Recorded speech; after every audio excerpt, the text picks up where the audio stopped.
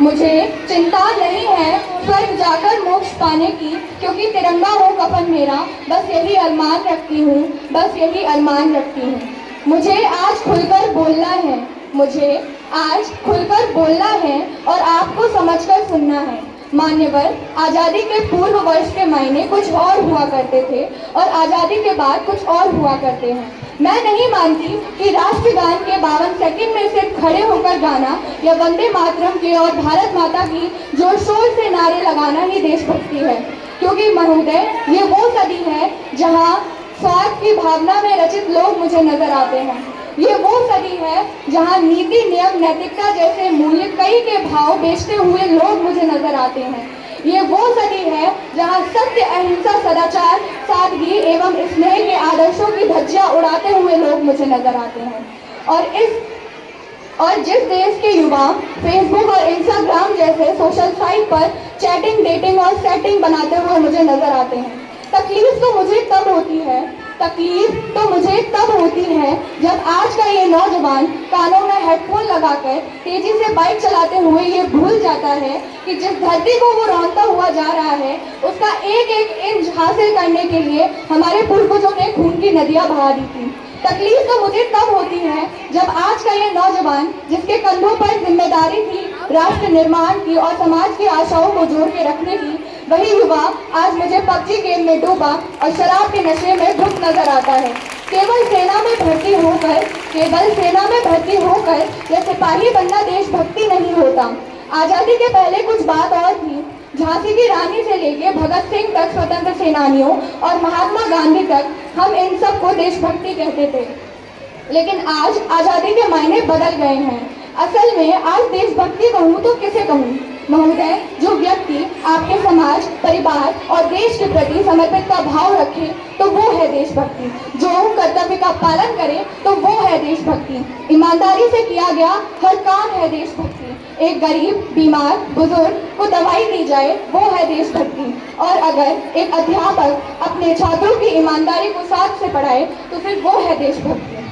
तभी तो ये देशद्रोही समझ सकेंगे कि अगर तू दरिंदा है तो ये शमशान तेरा है, अगर तू दरिंदा है तो ये शमशान तेरा है, अगर तू परिंदा है तो ये आसमान तेरा है, अगर तू दरिंदा है तो ये शमशान तेरा है, अगर तू परिंदा है तो ये आसमान तेरा है। तुझे भाईचारे की तरह रहना है तो रह यहाँ पर, तुझे भाईचारे की तरह रहना है तो रह यहाँ पर, वरना कब्र भी यही है और ये कब्रिस्तान भी तेरा है।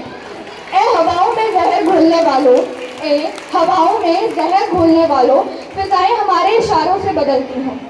हवाओं में जहर घोलने वालों, फिजाएं हमारे इशारों से बदलती हैं। तुम क्या बदलोगे हस्ती हिंदुस्तान की, शेरों के जगत में तो महाभारत ही बसती है। कि क्या है सच्ची देशभक्ति तो मैं बता दूं, न सरकार मेरी है न ये रब मेरा है, न सरकार मेरी है न ये रब मेरा है, और ना ही ये बड़ा सा नाम मेरा है। न सरकार मेरी है न ये रब मेरा है, और ना ही ये बड़ा सा नाम मेरा है।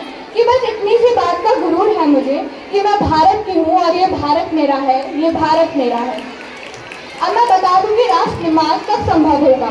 जब हमारे देश का युवा अपनी सफलता के लिए मंदिरों में जा जाकर नारियल फोड़ कर भगवान को रिश्वत देता रहेगा। हमारे समाज का शिक्षित वर्ग ही बिल्ली के रास्ता काट जाने पर खड़ा हो जाना, अपने धर्म को ऊंचा मानकर दूसरे के धर्म को नीचा दिखाना, तब तक ना तो इस देश से अंधविश्वास खत्म होगा और ना ही राष्ट्र निर्माण संभव होगा। हमारी संस्कृति, हमारी सभ्यता के आगे दुनिया ने भी शीश झुकाया है। हमारी संस्कृति, हमारी सभ्यता के आगे दुनिया ने भी शीश झुकाया है, तो हमने देशभक्ति के नाम पर क्यों आज अंधविश्वास फैलाया है?